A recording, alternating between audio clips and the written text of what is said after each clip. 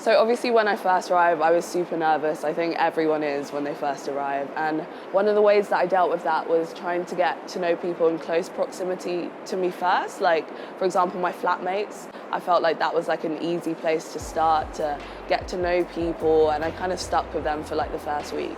I wasn't really nervous at all. I'd done a couple of exchanges before, and I kind of knew that living away from home wasn't really going to affect me all that much. I think I'd quite enjoyed it. I was actually really excited, but at the same time I came late a few days, so everyone was kind of partying in the kitchen and everyone knew each other.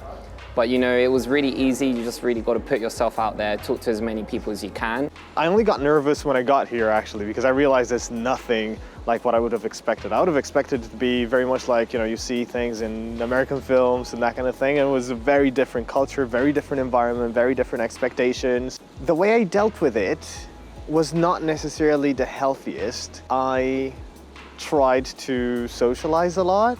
I went out a lot. That came at the detriment of my grades and my performance. I ended up doing a restart. It's kind of hard to, know how to and when to seek support. Now I know that it's fine to do it. I very much encourage other people to seek support when they've got, any sort of issues, mental health issues and that kind of stuff. It's not a shame, it's perfectly fine, and that's how I got through it. I'm originally from Switzerland, so this country was new to me, which is a nerve-wracking thing to have to move countries. I was excited about it, but it's scary because everything's different and it's normal to be scared.